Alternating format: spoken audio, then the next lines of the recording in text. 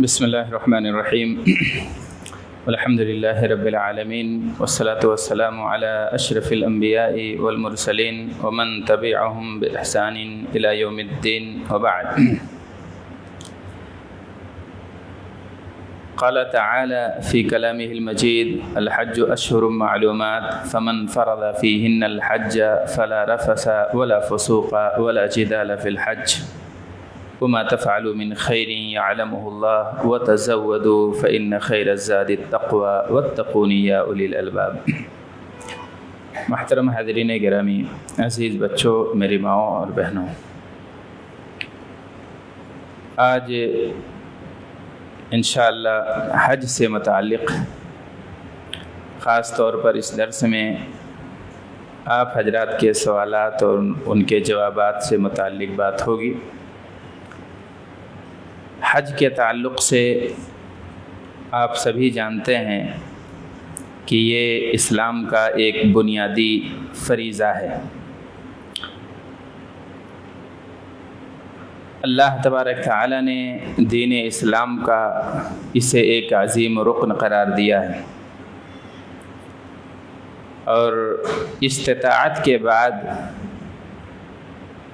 ہر مومن بندے پر یہ فریضہ عائد ہو جاتا ہے۔ وَلِلَّهِ عَلَى النَّاسِ حِجُّ الْبَيْتِ مَنِ اسْتَطَاعَ إِلَيْهِ سَبِيلًا، کہ اللہ تبارک تعالیٰ کے لیے بیت اللہ کا حج اس کے کرنا ہے جس کو استطاعت ہو جائے۔ استطاعت کا مطلب یہ ہوا کہ اس کو حج کرنے کی قدرت حاصل ہو جائے، چاہے بدنی طاقت ہو یا مالی قدرت ہو۔ بدنی سے مراد یہ ہے، بدنی استطاعت، کہ آدمی کا بدن صحیح سالم ہو، اسے بیماری نہ ہو، کوئی مرض لاحق نہ ہو، اور وہ تندرست اور صحت مند ہو، سفر کی صعوبتیں جھیل سکتا ہو، اور وہاں حج کے ارکان اور اس کے واجبات بخوبی نبھا سکتا ہو۔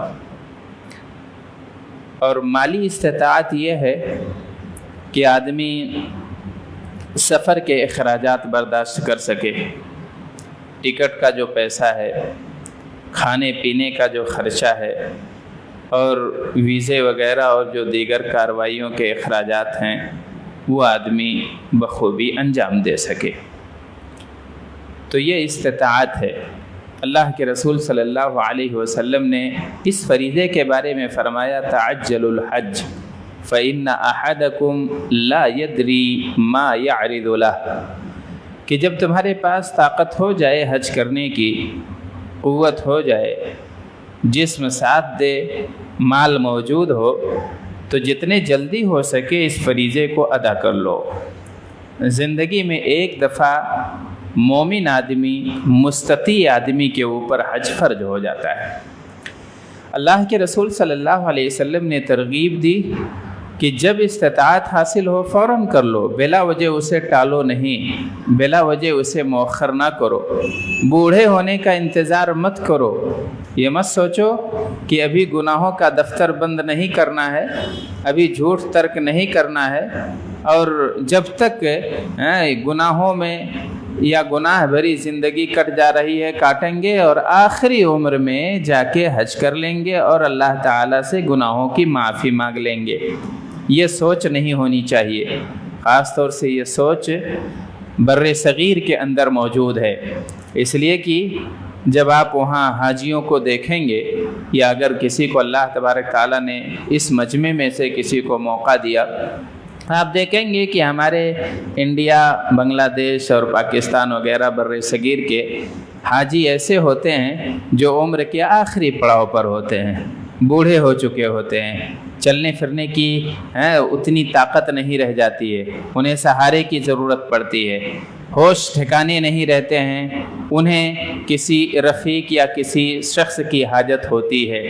तो ये आखिरी उम्र में हज करने का जो रुझान है ये हम लोगों के अंदर पाया जाता है, हालांकि ये नबी पाक सल्लल्लाहु अलैहि वसल्लम की हिदायत के ख़िलाफ़ है। आप सल्लल्लाहु अलैहि वसल्लम ने कहा जितने जल्दी हो सके तुम हज अदा कर लिया करो, इसलिए कि नहीं पता है कि तुम्हारे सामने कौन सी परेशानी आ जाए, कौन सा मसला पेश आ जाए, कौन सी बीमारी तुम्हें लाहिक हो जाए, कौन सी आफत तुम्हारे ऊपर टूट पड़े, तुम्हें खबर नहीं है। इसलिए जब अल्लाह तबारक ताला इस्तिताअत देता है तो ऐसी सूरत में हज अदा कर लिया करो। अब्दुल्लाह इब्न उमर रज़ी अल्लाहु अन्हु फरमाते हैं कि नबी पाक सल्लल्लाहु अलैहि वसल्लम ने फरमाया बुनियल इस्लाम अला खम्स शहादती अल्ला इलाहा इल्लल्लाह व अन्ना मुहम्मद रसूलुल्लाह व इक़ामिस सलाती व ईताइज ज़काती वल हज्जी व सौमी रमज़ान। आप सल्लल्लाहु अलैहि वसल्लम फरमाते हैं कि इस्लाम की इमारत 5 बुनियादों पर रखी गई है। अला खम्सिन शहादती अल्ला इलाहा इल्लल्लाह व अन्ना मुहम्मद रसूलुल्लाह, ला इलाहा इल्लल्लाह मुहम्मदुर रसूलुल्लाह की गवाही, ये पहली बुनियाद है, ये पहला दरवाज़ा है दीन इस्लाम में दाखिल होने के लिए।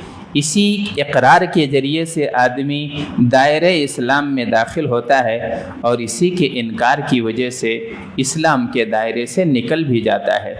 तो ये पहला कदम है, पहला बाब है ला इलाहा इल्लल्लाह मुहम्मदुर रसूलुल्लाह का इकरार। और उसके बाद अल्लाह के रसूल सल्लल्लाहु अलैहि वसल्लम ने फरमाया व इक़ामिस सलाह, नमाज कायम करना और ज़कात अदा करना, रोज़े रखना और हज करना, मन इस्तताअ इलैहि सबीला। एक रिवायत में इस इबारत का इजाफ़ा है कि जिसको इस्तिताअत है सफ़र की और रास्ते की इस्तिताअत जिसे हासिल हो जा रही है तो उसके लिए ज़रूरी है कि वो हज अदा करे। तो इस अहम फरीज़े की अदायगी में जहाँ तक हो सके हमें जल्दी करनी चाहिए और जब अल्लाह तबारक ताला का ये फ़रीज़ा हमारे ऊपर नाफिज हो जाए या जब हम इसके मुकल्लफ़ हो जाएं, जब पैसा इतना आ जाए कि आप अखराजात बर्दाश्त कर सकते हैं और आप जब हज पे जाएंगे तो आपके घर में फाका नहीं होगा, आपके घर में भूखमरी या कोई मुसीबत नहीं आएगी उसकी वजह से, तब आप उसके लिए मुकल्लफ़ हो जाते हैं और आप पर हज फ़र्ज हो जाता है और ज़िंदगी में एक दफ़ा फ़र्ज होता है। अल्लाह के रसूल सल्लल्लाहु अलैहि वसल्लम ने कहा कि ये उम्र में या ज़िंदगी में एक दफ़ा फ़र्ज है।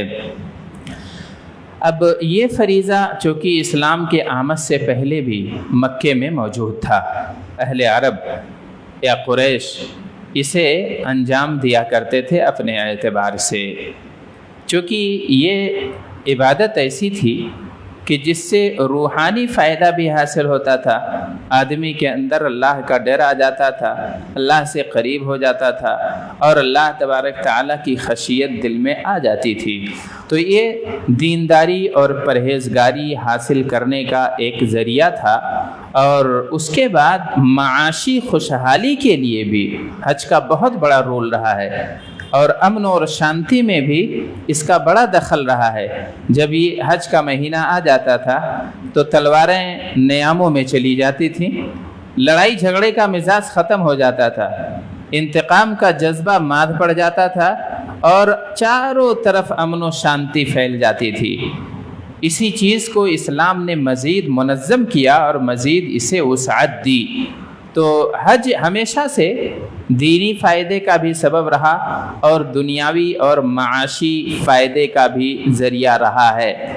आज भी हज के ज़रिए से मुआख़ात और मोहब्बत और उल्फ़त दिलों में पैदा होती है, एक दूसरे से आशनाई हो जाती है, एक दूसरे के प्रोडक्ट से मुताल्लिक़ गुफ्तगू भी हो जाती है, आदमी दुनिया देख लेता है और महदूद दायरे से निकल के दुनिया की वसाअतों में उसे सफ़र करने का मौका मिल जाता है। तो इसमें कोई कबाहत की बात नहीं है कि आदमी दुनियावी फ़ायदे को भी नज़र में میں رکھے اور حج کے سفر میں اگر حلال ذریعے سے کمائی کا کوئی انتظام ہوتا ہے تو اس میں اسلام اس سے روکتا نہیں ہے، اللہ کے فضل کو تلاش کرنے کی اجازت ہے۔ چونکہ وقت ہمارے پاس انتہائی محدود ہے، اس لیے میں یہ چاہتا ہوں کہ جو حاضرین کے سوالات ہوں وہ پہلے آئیں اور اس کے بعد جو ہے ان سے متعلق کچھ جواب دینے کی کوشش کی جائے گی۔ تو حج سے متعلق جو بھی سوال آپ لوگوں کے ذہن میں ہو وہ کیجئے، اور اس کے بعد جو ہے انشاءاللہ ہم اس کا جواب دینے کی کوشش کریں گے۔ جی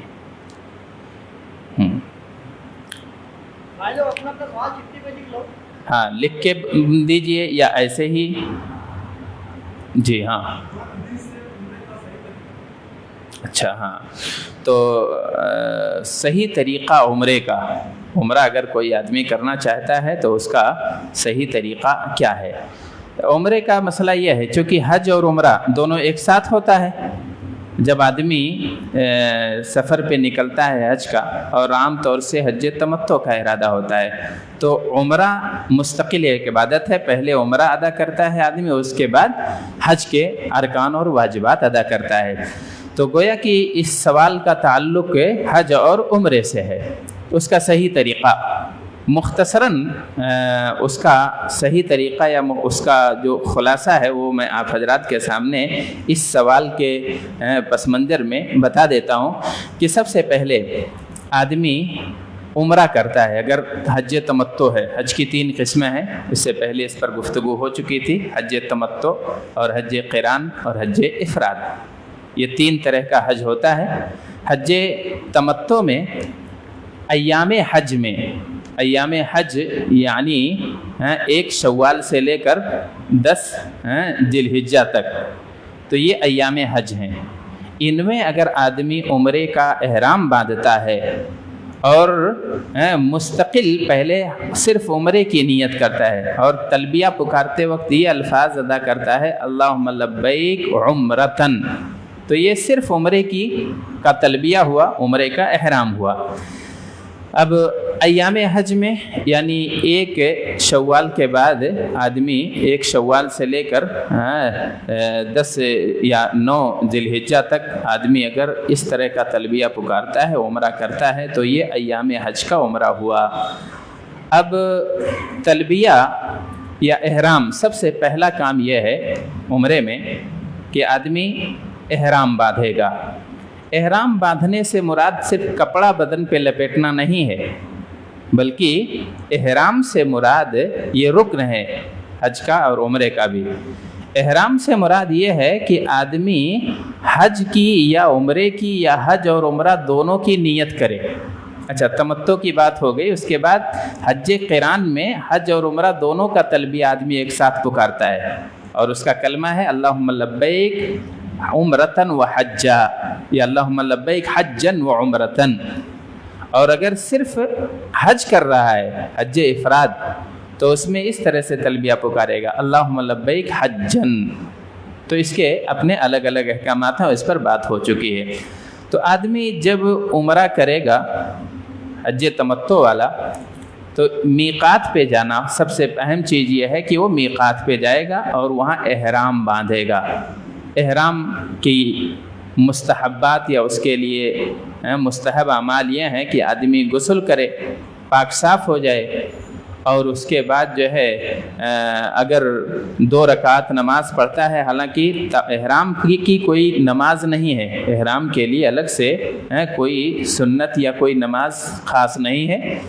آپ میقات پہ جا رہے ہیں اور وہاں کوئی نماز اگر آپ پڑھ رہے ہیں تو ٹھیک ہے، ورنہ اگر آپ 2 رکعت مسجد میں داخل ہوئے، 2 رکعت آپ نے نماز پڑھی غسل وغیرہ کر کے، اور احرام کا کپڑا آپ نے پہن لیا۔ احرام کا کپڑا یعنی ایک تو ازار ہے اور ایک اوپر سے جو چادر ہوتا ہے، 2 کپڑے ہیں احرام کے، یہ مردوں کے لیے ہیں۔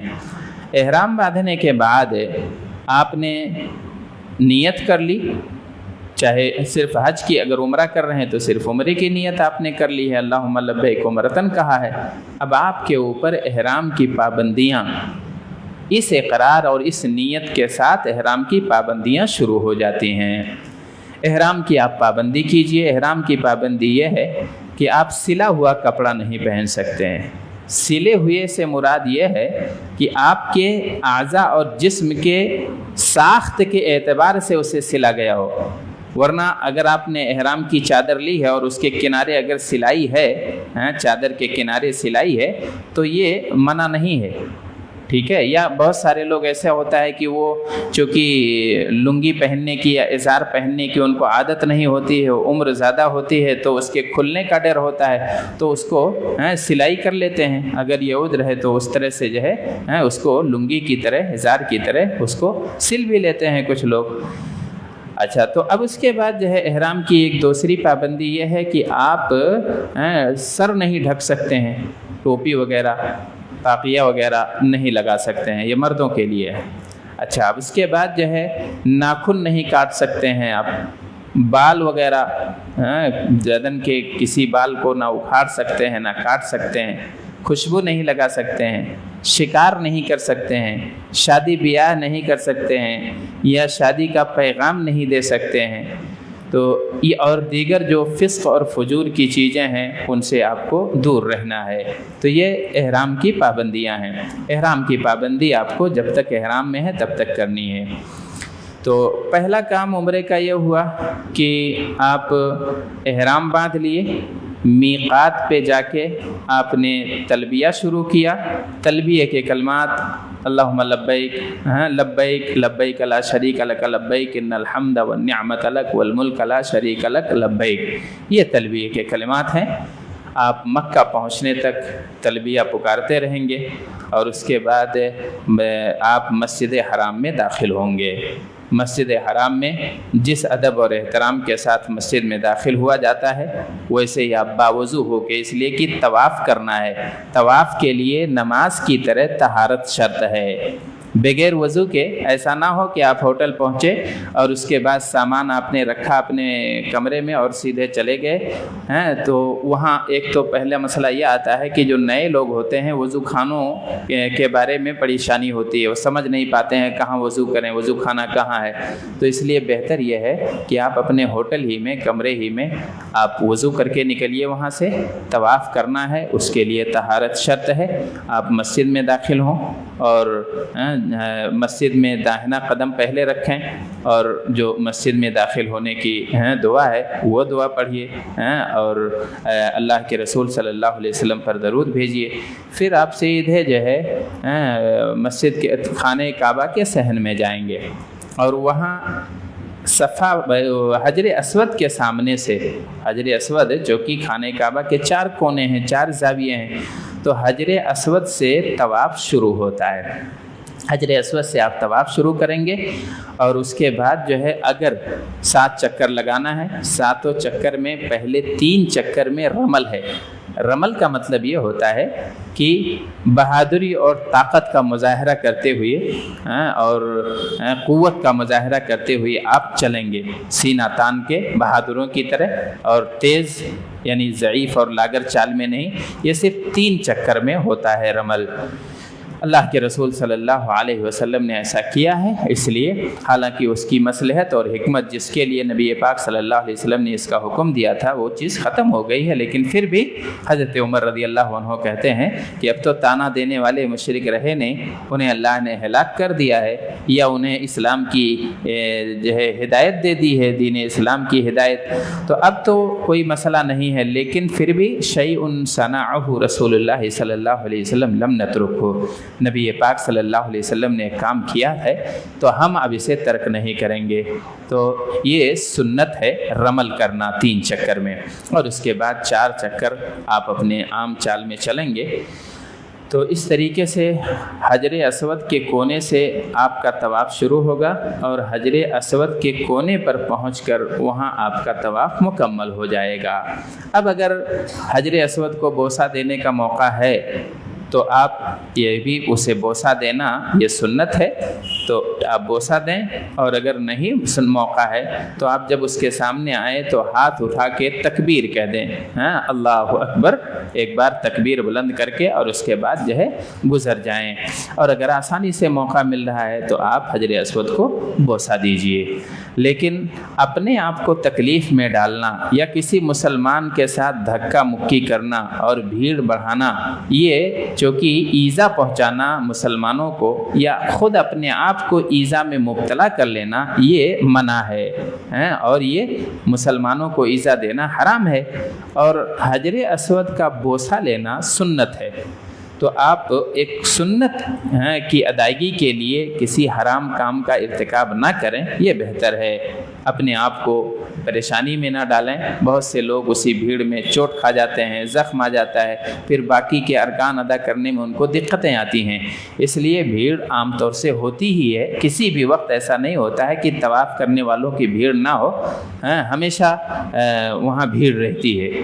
آپ کسی بھی وقت جائیں، ہم نے کئی بار تجربہ کیا، رات کے مختلف پہروں میں گئے، مختلف حصوں میں گئے، لیکن کبھی وہ صحن ایسا نہیں رہا کہ طواف کرنے والوں سے خالی رہا ہو۔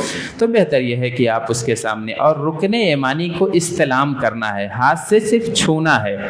اگر اس کا موقع مل رہا ہے تو ٹھیک ہے، ورنہ آپ اسے بھی نہیں انجام دیں گے۔ پھر جب آپ کا 7 چکر مکمل ہو جائے، اچھا رکنین کے بیچ ایک دعا ہے، ربنا آتنا فی الدنیا حسنہ وفی الآخرۃ حسنہ وقنا عذاب النار۔ یہ طواف کی اہم دعا ہے، انتہائی جامع قرآنی دعا ہے۔ حج کرنے والے یا عمرہ کرنے والے اس دعا کو یاد کر کے جائیں، اور رکنین کے بیچ میں یعنی حجر اسود اور رکن یمانی کے درمیان جب پہنچیں تو یہ دعا خاص طور سے پڑھیں۔ جب آپ کا 7 چکر مکمل ہو جائے تب وہاں مقام ابراہیمی ہے، ایک جالی سے اسے گھیرا ہوا ہے، وہ آپ جب جائیں گے تو سمجھ میں آ جائے گا۔ تو وہاں اگر موقع ملتا ہے تو وہاں آپ 2 رکعت سنت ادا کریں گے، اور اگر موقع نہیں ملتا ہے، اور وہاں موقع نہیں ملے گا، اس وقت کافی بھیڑ رہتی ہے، آپ دور ہٹ کے خانہ کعبہ کے حصے میں یا حرم میں کہیں بھی آپ 2 رکعت نماز ادا کر لیجئے، اور آپ کو اس کا پورا ثواب انشاءاللہ حاصل ہوگا۔ پھر اس کے بعد زمزم پینا سنت ہے، آپ زمزم پی لیں، اور اگر آرام کی ضرورت ہے تو آرام کر لیں۔ اس کے بعد صفا و مروہ کی سعی کرنی ہے۔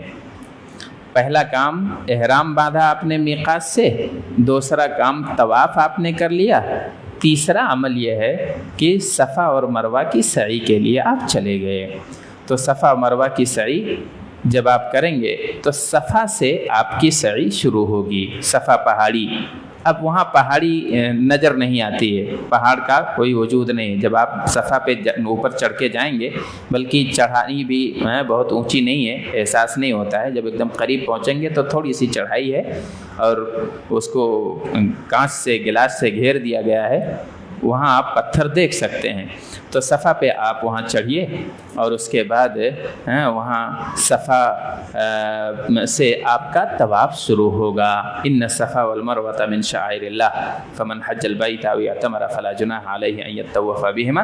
تو یہ وہاں پہ یہ دعا پڑھیں گے، اور لا الہ الا اللہ اللہ اکبر، لا الہ الا اللہ واللہ اکبر، اور اس طریقے سے لا الہ الا اللہ وحدہ لا شریک لہ اشہد ان محمدً عبدہ ورسولہ، یہ کلمات، اور اس کے بعد پھر جو ہے الحمدللہ الذی انجز وعدہ ونصر عبدہ وہزم الاحزاب وحدہ، یہ دعا وہاں پڑھیں گے۔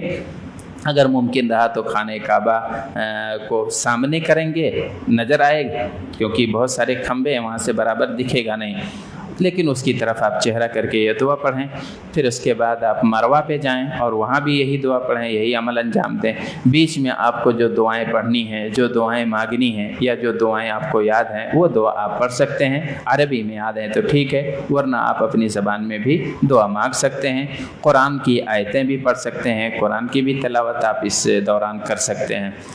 جب آپ سعی کر رہے ہوتے ہیں تو وہاں بھی درمیان میں لائٹ لگی ہوئی ہے 2، اسی کھمبے پہ گرین لائٹ ہے، تو جب گرین لائٹس جہاں سے شروع ہو وہاں آپ کو جو ہے وہاں سے لے کر اور آگے جو دوسری گرین لائٹ ہے وہاں تھوڑا سا جو ہے تیز چلنا رہتا ہے. یہ مردوں کے لیے صرف ہے، مردوں کے لیے ہے. عورتیں اپنی عام چال میں چلیں گی لیکن مرد وہاں تیزی سے چلیں گے، اور جب گرین لائٹ ختم ہو جائے گی تو وہاں پھر اپنے عام رفتار میں عام چال میں صحیح مکمل کریں گے.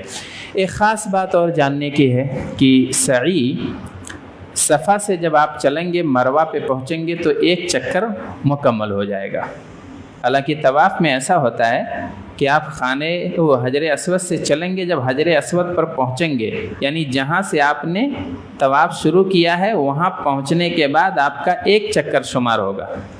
لیکن سعی میں ایسا نہیں ہے. آپ صفا سے چل کے مروہ پہ پہنچے تو آپ کا ایک چکر شمار کیا جائے گا، اور پھر جب آپ مروہ سے صفا پہ پہنچ گئے یعنی جہاں سے آپ نے شروع کیا تھا تو پھر یہ آپ کا 2 چکر ہو جائے گا. اس میں لوگ غلطی کرتے ہیں، یعنی صفا سے شروع کریں گے صفا پہ پہنچیں گے تب اسے 1 مانتے ہیں. ایسا نہیں ہے. آپ صفا سے چلے مروہ پہ پہنچے 1 ہو گیا، مروہ سے نکلے اور صفا پہ جب پہنچے تو آپ کا یہ 2 چکر ہو گیا. اچھا، اب اس کے بعد جب آپ کی صحیح مکمل ہو جائے تب آپ باہر نکلیں گے اور وہاں حلق یا قصر کرائیں گے. حلق اور قصر کرانے کے بعد آپ پورے طور پر حلال ہو گئے. اب آپ احرام کا کپڑا اتار کے نہا دھل کے آپ جو ہے اپنے عام ڈریس میں سول لباس میں آ سکتے ہیں.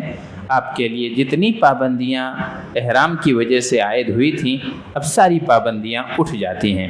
آپ کوئی بھی کام جو ہے یہاں تک کہ آپ کے لیے بیوی بھی حلال ہو جاتی ہے. اچھا، تو یہ آپ کا عمرہ مکمل ہو گیا. اب عمرہ مکمل ہونے کے بعد چونکہ آپ ایام حج میں آپ نے عمرہ مکمل کیا ہے، اب جب 8ویں تاریخ آئے گی یوم الترویہ تب آپ کو پھر حج کے لیے احرام باندھنا ہے. جو لوگ حج تمتع کر رہے ہیں ان کے لیے یوم الترویہ کو آپ جہاں بھی مکے میں ہوٹل میں ہیں یا اپنے گھر میں ہیں، اپنے دوست احباب جہاں بھی آپ ٹھہرے ہیں، آپ وہاں پھر جو ہے احرام باندھیں گے. یعنی اپنا جو ازار اور ایک چادر ہے اس لباس میں آئیں گے اور آپ کے اوپر پھر احرام کی پابندی. اب یوم الترویہ کے دن مینا جانا رہتا ہے. آپ ظہر سے پہلے وہاں پہنچیں گے اپنے خیموں میں، وہاں ظہر کی نماز پڑھیں گے، عصر کی، مغرب کی، عشاء کی اور فجر کی نماز اپنے اپنے وقت پر یہ نمازیں ادا کی جائیں گی، اور قصر کے ساتھ جو 4 رکعت والی ہیں انہیں 2 رکعت ادا کریں گے. اچھا، اب آپ فجر پڑھ کے جب سورج طلوع ہو جائے تب آپ کو یعنی 9ویں تاریخ شروع ہو جاتی ہے. پھر 9ویں تاریخ کو آپ عرفات کی طرف جائیں گے. عرفہ یا عرفات دونوں نام ہیں. تو عرفہ کی طرف جب میدان عرفہ کی طرف آپ نکلیں گے، یہ حج کا دوسرا انتہائی اہم رکن ہے. پہلا رکن حج کا یہ ہے کہ آپ احرام باندھیں گے، ٹھیک ہے، اور اس کے بعد جو ہے دوسرے دن دوسرا بڑا رکن ادا کرنا ہے، وہ عرفہ کا دن ہے، وقوف عرفہ. تو آپ عرفہ کے میدان میں 9ویں تاریخ کو نکلیں گے مینا سے. 9ویں تاریخ کو عرفہ نماز فجر ادا کرنے کے بعد سورج کے نکلنے کے بعد پھر عرفہ میں جانا ہے. تو اس کا جو عرفہ میں پہنچنے کا ٹائم ہے زوال کے بعد سے لے کر غروب شمس تک، اور اگر کسی وجہ سے تاخیر بھی ہوتی ہے تو رات کے کسی بھی حصے میں آدمی عرفات سے گزر جائے تو اس کا یہ رکن ادا ہو جائے گا. اب عرفات میں آپ کو چونکہ مغرب تک رہنا ہے، مغرب تک قیام کرنا ہے، تو ظہر اور عصر کی نماز وہاں آپ جماعت کے ساتھ اور قصر کے ساتھ، جمع اور قصر، ظہر بھی 4 رکعت ہے، عصر بھی 4 رکعت ہے، تو دونوں کو 2 رکعت، 1 اذان اور 2 اقامت سے یہ نماز ادا کی جاتی ہے. اس سے پہلے وہاں کے امام صاحب جن کو بھی متعین کیا جاتا ہے وہ سنت کے مطابق مختصر سا خطبہ دیتے ہیں، لوگوں کو تھوڑا سا واعظ کرتے ہیں، اور وہ خطبہ آپ اپنے خیموں میں بیٹھ کے سنیے. مختلف جگہوں پر ابھی آواز کا بھی انتظام کر دیا گیا ہے، آپ خطبہ سنیے، اور اس کے بعد جو ہے جماعت کے ساتھ ظہر اور عصر دونوں قصر کے ساتھ جماعت تقدیمی، عصر کو ظہر ہی میں پڑھ لینا ہے. نماز ادا کرنے کے بعد پھر اب چونکہ عرفہ کا دن یہ دعا کا دن ہے، افضل الدعاء دعاء عرفہ، نبی پاک صلی اللہ علیہ وسلم نے کہا کہ سب سے افضل دعا، بہترین دعا عرفہ کے دن کی دعا ہے، اس کی فضیلت وارد ہے۔ تو آپ دعائیں کرتے رہیں، تکبیر بلند کرتے رہیں، قرآن پاک کی آیتیں پڑھتے رہیں، آوازاریاں کرتے رہیں، اور اس موقع کو غنیمت جانتے ہوئے زیادہ سے زیادہ دعا کرتے رہیں یہاں تک کہ مغرب کا وقت ہو جائے۔ جب سورج غروب ہو جائے گا تب آپ کو اشارہ دیا جائے گا، اور پھر آپ وہاں سے جو ہے مغرب، جب سورج غروب ہو جائے، مغرب کا وقت ہو گیا ہے لیکن آپ عرفہ میں مغرب نہیں ادا کریں گے، مغرب کا ٹائم ہو گیا، سورج غروب ہو گیا، آپ عرفہ میں ہیں، ابھی ادا نہیں کریں گے نماز، آپ نکل جائیں گے مزدلفہ کی طرف، اور مزدلفہ پہنچتے پہنچتے عام طور سے عشاء کا وقت ہو جاتا ہے۔ پھر آپ وہاں وضو کریں گے، اور اس کے بعد جو ہے وہاں مغرب اور عشاء دونوں نمازیں ایک ساتھ آپ وہاں ادا کریں گے قصر کے ساتھ۔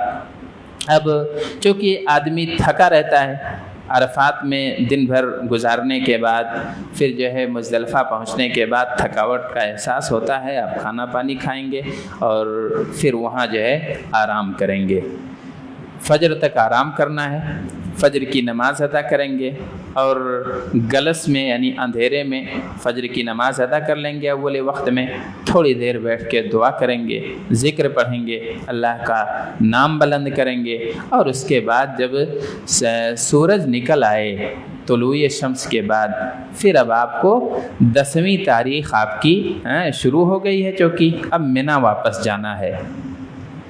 آپ منی آئے تھے 8 تاریخ کو، اس کے بعد 9 تاریخ کو عرفہ پہنچے، اور 9 تاریخ کی شام کو مغرب کے بعد آپ مزدلفہ گئے اور رات آپ نے مزدلفہ گزاری۔ اب 10ویں تاریخ کو یوم النحر کا دن جسے کہا جاتا ہے، یوم العید، یہ بہت بڑا دن ہے اور بہت اہم دن ہے۔ یہ جب دن شروع ہو جاتا ہے تب آپ کے لیے حج کے 4 بڑے بڑے کام انجام دینے رہتے ہیں۔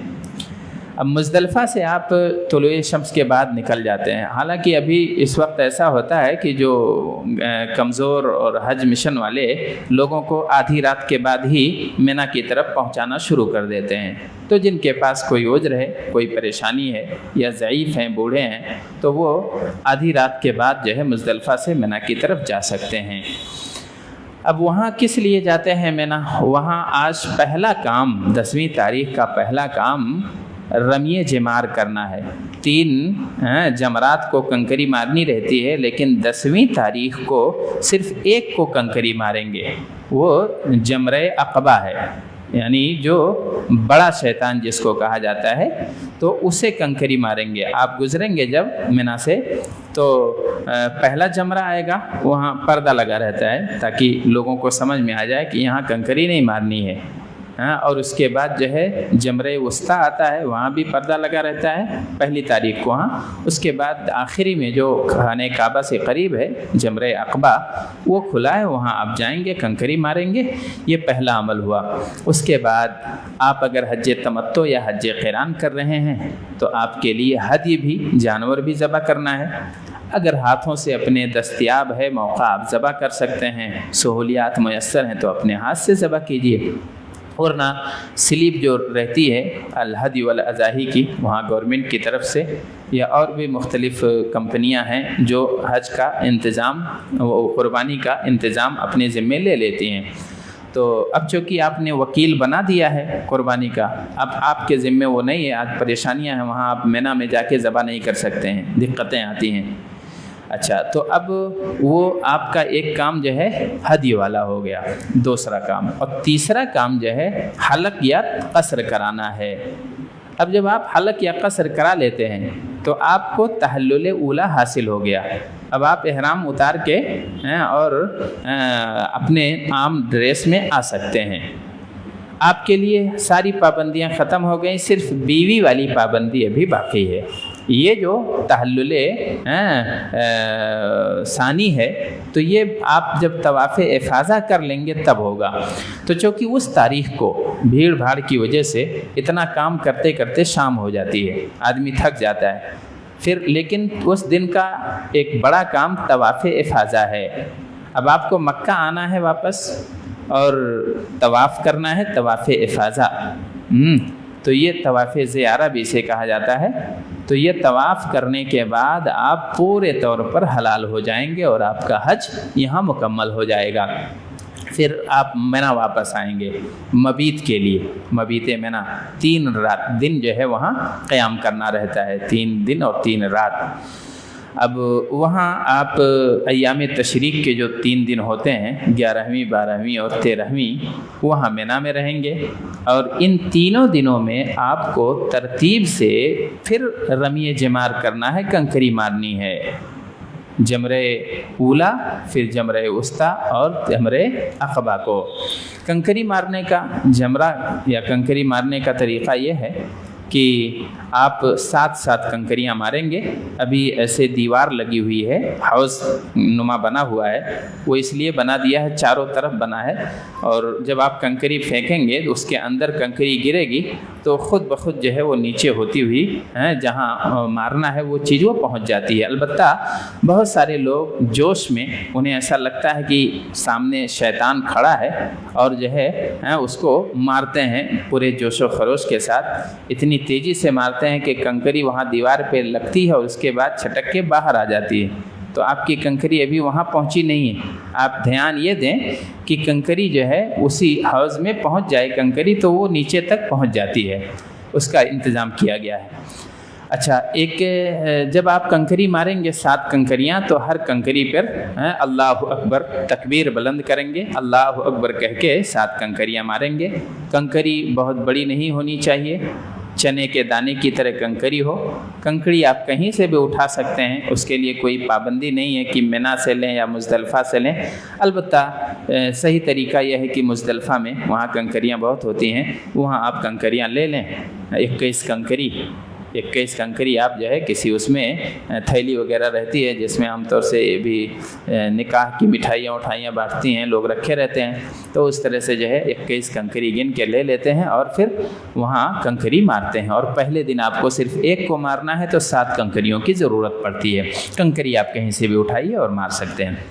اچھا, تو یہ کام جو ہے رمی کا حج سے متعلق ہو گیا کہ آپ وہاں رمی کرتے وقت کنکری ماریں گے.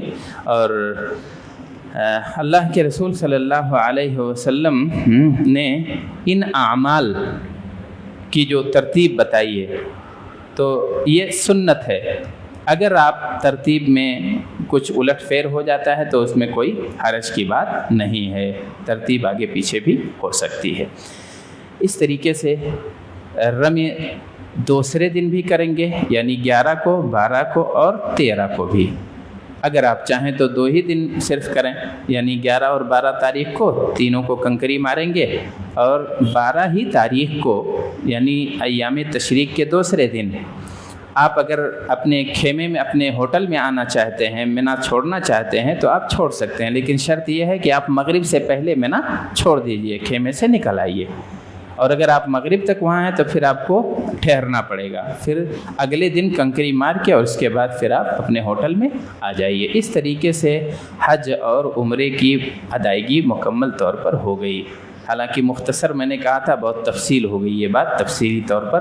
تو بس صرف آپ اتنا جانیے کہ حج عمرے کے جو ارکان ہیں وہ احرام باندھنا ہے, طواف کرنا ہے اور سعی کرنا ہے. اور حج کے جو ارکان ہیں وہ بھی یہی ہیں, اور اس میں ایک وقوف عرفہ ہے, یہ ایک اضافہ ہے. اس کے علاوہ اور کوئی سوال ہے تو کیجیے. جی ہاں, طواف قدوم یعنی آپ جب پہنچتے ہیں تو سب سے پہلے طواف کرتے ہیں, طواف قدوم پہنچنے والا طواف.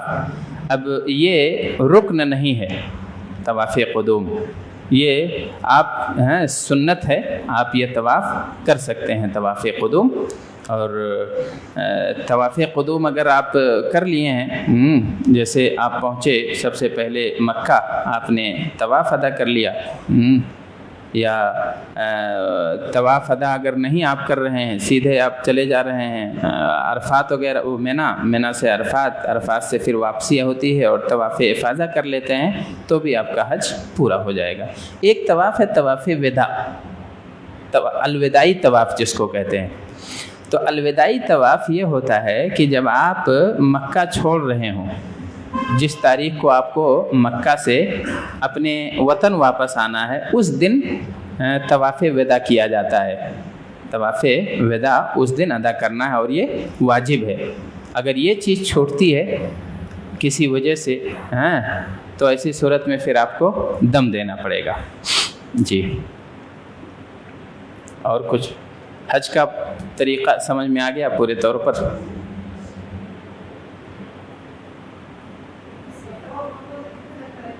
سات چکر ہے جی، صفا اور مروہ پہ 7 چکر لگائیں گے، 7 چکر صفا و مروہ کا ہے۔ محظورات احرام بھی ہو گیا، ارکان اور واجبات بھی۔ اچھا، ایک چیز اور باقی رہ گئی ہے کہ اگر کوئی واجب ترک ہوتا ہے، جیسے رکن اگر چھوٹتا ہے اور اس کا ٹائم بھی نکل گیا تو پھر آپ کا حج فاسد ہوگا، آپ کو حج اگلے سال دوبارہ کرنا پڑے گا، حج ادا نہیں ہوا ہے۔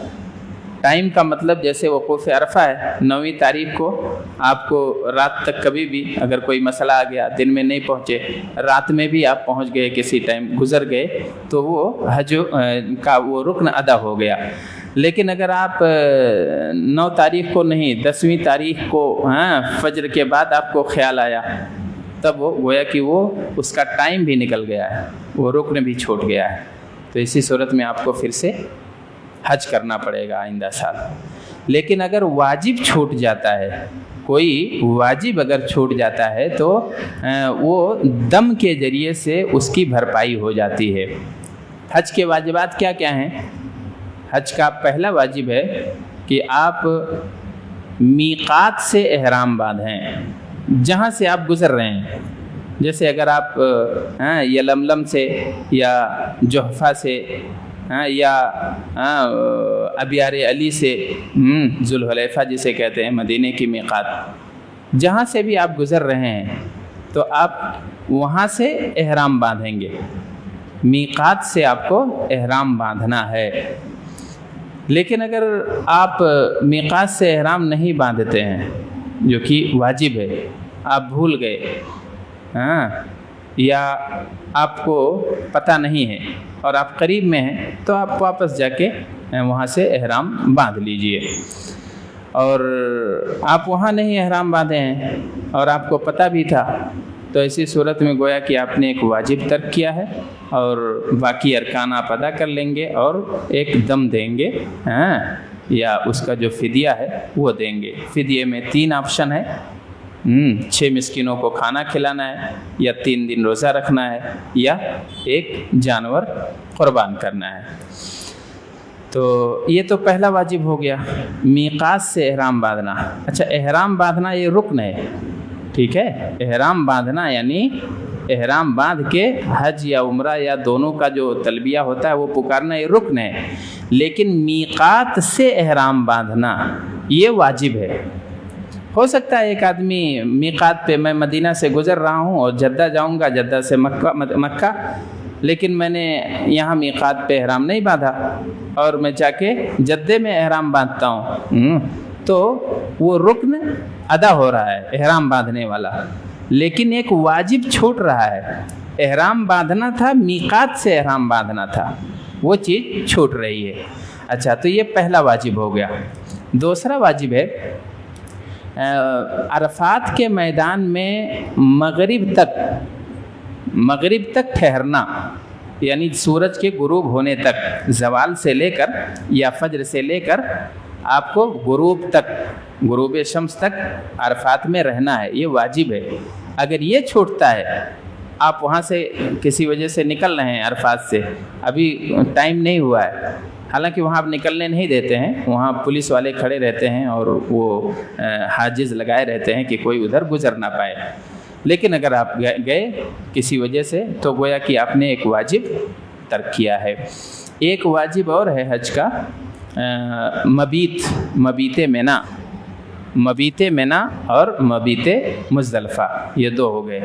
منا میں آپ کو 3 دن قیام کرنا ہے، یا پھر جو ہے 3 دن اگر نہیں تو آپ ایام تشریق کے 2 دن ٹھہریں گے اور وہاں سے غروب سے پہلے آپ نکل جائیں گے۔ فمن تعجل فی یومین فلا اثم علیہ، اللہ تعالیٰ نے کہا کہ اگر کوئی 2 ہی دن میں جلدی سے نکلنا چاہتا ہے تو اس پر کوئی گناہ نہیں ہے۔ لیکن مبیت منا یہ واجب ہے، مبیت مزدلفہ بھی، وہاں بھی آدھی رات تک، غروب کے بعد آدھی رات تک وہاں ٹھہرنا یہ واجب ہے۔ اچھا، اور اس کے بعد ایک واجب جو ہے رمی کرنا ہے، کنکریاں مارنا ہے، یہ بھی واجب ہے۔ اچھا، اس میں اگر آپ کے پاس کوئی عذر ہے، آپ کسی کو وکیل بنا دے رہے ہیں تو اس کی گنجائش ہے۔ آپ ضعیف ہیں، کمزور ہیں، نہیں جا سکتے، یا اچھے صحت مند ہیں، بیمار ہو گئے، تو آپ کسی کو وکیل بنا سکتے ہیں کہ میری طرف سے آپ کنکری مار دیں۔ حلق اور تقصیر یہ بھی ایک واجب ہے، یہ بھی نہیں چھوٹنا چاہیے۔ اور اسی طریقے سے طواف وداع، جب آپ مکہ چھوڑ رہے ہوں تو اس کے لیے آپ کو طواف وداع کرنا ہے۔ اگر یہ چیزیں، یہ 7 چیزیں چھوٹتی ہیں تو آپ کو پھر دم دینا پڑے گا۔ دم جیسا کہ آپ نے سنا کہ ایک جانور ذبح کریں گے، یا 3 دن روزہ رکھیں گے، یا 7 مسکینوں کو کھانا کھلائیں گے۔ جی، اور کچھ؟ مسجد عائشہ سے جو لوگ احرام باندھ کے عمرہ کرتے ہیں وہ صحیح نہیں ہے، وہ صحیح نہیں ہے، اس لیے کہ اللہ کے رسول صلی اللہ علیہ وسلم نے حضرت عائشہ رضی اللہ عنہا کو صرف اجازت دی تھی، کیونکہ جب یہ حج کے لیے گئی تھیں تو ان کا معاملہ، جو عورتوں کا مہینے کا مسئلہ آتا ہے، وہ پیش آ گیا، جس کی وجہ سے یہ نہیں ادا کر سکی تھیں حج عمرہ۔ تو اللہ کے رسول صلی اللہ علیہ وسلم نے ان کو خصوصی اجازت دی، اپنے بھائی کے ساتھ یہ باہر نکلی حرم سے، اور اس کے بعد وہاں انہوں نے احرام باندھا پاک ہونے کے بعد، پھر آ کے انہوں نے عمرہ ادا کیا تھا۔ تو عبد الرحمن بن ابی بکر ان کے بھائی تھے، صرف یہی آئے ہوئے تھے۔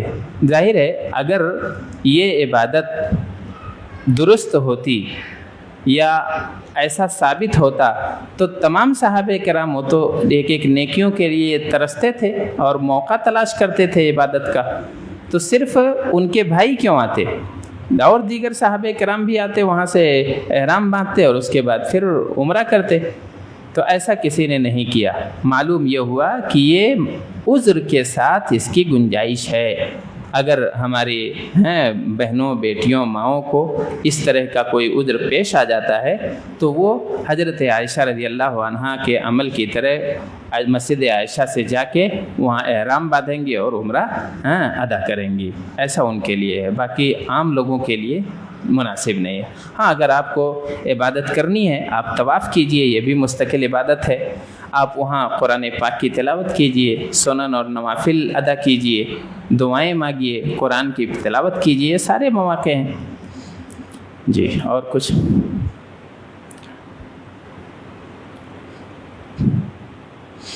اچھا، رمی جمار کے وقت ایک مسئلہ یہ بھی ہے کہ پہلے دن زوال کے بعد، پہلے دن سورج نکلنے کے بعد سے کنکری ماری جاتی ہے 10ویں تاریخ کو، اور زوال تک کنکری مارتے ہیں، لیکن اب رات تک بھی مارتے رہتے ہیں، کوئی اس میں گنجائش ہے، لیکن اس کا مستحب وقت یہی ہے کہ جب سورج نکل جائے تب سے آپ کنکری ماریں گے اور زوال تک کنکری مار سکتے ہیں۔ اور اگر کسی نے بعد میں بھی مارا تو بھی وہ عمل یا وہ عبادت پوری ہو جائے گی۔ اور دوسرے جب 11، 12، 13 ایام تشریق کے دنوں میں، اس میں زوال کے بعد سے کنکری مارتے ہیں۔ اس کا جو مستحب وقت ہے وہ زوال کے، یعنی سورج کے زائل ہو جانے کے بعد، ظہر کے بعد سے کنکریاں ماری جاتی ہیں۔ اور دعا بھی وہاں آپ پہلے جمرے کے بعد جب کنکری ماریں تو پھر اس کے بعد وہاں خانہ کعبہ کی طرف چہرہ کر کے دعا مانگیں گے، دوسرے جمرہ کو کنکری ماریں گے تو پھر وہاں دعا مانگیں گے، اور تیسرے جمرے کو جب کنکری ماریں گے تو پھر آپ آگے بڑھ جائیں گے۔ جی، اور کچھ؟ کوئی سوال وال ہے؟ جی ہاں یہ بھی ایک اہم سوال ہے کہ کچھ لوگ جو ہے بامبے سے احرام باندھ لیتے ہیں، یعنی ابھی میقات پہنچے نہیں ہیں اور بامبے میں، تو احرام باندھنا یعنی آپ کا کپڑا پہن لینا یہ احرام باندھنا نہیں ہوا۔ البتہ فلائٹ میں دقتیں ہوتی ہیں کہ آپ وہاں اس طرح باتھ روم وغیرہ بھی صاف ستھرا وہاں نہیں رہتا ہے اور اتنی جگہ بھی نہیں ہوتی ہے، تو آپ لوگ احرام کا کپڑا یہیں ایئرپورٹ پہ پہن لیتے ہیں، احرام کا کپڑا۔ اور ابھی احرام کا کپڑا پہن لینے سے احرام کی پابندی شروع نہیں ہوئی ہے، ابھی آپ محرم نہیں ہوئے ہیں۔ احرام کا کپڑا آپ ایئرپورٹ پہ پہن لیں، کیونکہ آپ کو معلوم ہے کہ میقات کے اوپر سے، فضاؤں کے اوپر سے ہمیں گزرنا ہے، میقات پہ ہم پہنچیں گے نہیں، البتہ اس کی برابری سے گزریں گے۔ تو وہاں باقاعدہ اعلان ہوتا ہے ایسے مسافروں کے لیے کہ اب ہم میقات کے محاذی یعنی میقات کے برابری میں پہنچنے والے ہیں، اب جسے جو نیت کرنی ہے، جیسے جو حج کے تینوں قسموں میں سے جو حج ادا کرنی ہے اس حساب سے آدمی وہاں تلبیہ پکارتا ہے اور احرام گویا کہ وہاں باندھتا ہے، اور وہاں سے احرام کی پابندی شروع ہو جاتی ہے۔ جب عراق فتح ہوا، کوفہ اور بصرہ، تو یہاں کے لوگوں نے کہا کہ حضرت عمر بن خطاب رضی اللہ عنہ سے کہا کہ آپ ہمارے لیے میقات کوئی اور متعین کر دیجئے، اس لیے کہ جو اللہ کے رسول صلی اللہ علیہ وسلم نے میقات متعین کی ہے وہ کافی غالباً وہ جحفہ تھا، تو کہا کہ بہت دور پڑتا ہے۔ تب حضرت عمر بن خطاب رضی اللہ عنہ نے کہا کہ اس کے برابری کا اندازہ لگاؤ، اس سے میقات کی برابری کا اندازہ لگاؤ اور اسی کو اپنی میقات سمجھو اور وہیں جو ہے تم احرام باندھو۔ تو اب چاہے زمینی برابری ہو یا فضائی، چاہے اس طرح کی برابری ہو یا اس طرح کی برابری ہو، گویا کہ وہ ثبوت اور دلیل موجود ہے کہ برابری میں آدمی آ کے احرام باندھ لے گا۔ جی، کچھ لوگ یہ کرتے ہیں، اس میں غلطی یہ کرتے ہیں کہ بامبے سے احرام نہیں باندھیں گے اور وہ جدہ جب پہنچیں گے تو وہاں جدہ میقات نہیں ہے، جدے میں آپ احرام نہیں باندھ سکتے ہیں۔ ہاں اگر کوئی جدے میں وہاں مقیم ہے، وہاں رہ رہا ہے، اسے حج یا عمرہ کرنا ہے، تب پھر وہ وہیں سے احرام باندھے گا، لیکن آپ میقات سے بغیر احرام کے نہیں گزر سکتے ہیں۔ اس کی برابری پر جب پہنچیں گے تو وہیں آپ احرام باندھ لیں گے۔ جی،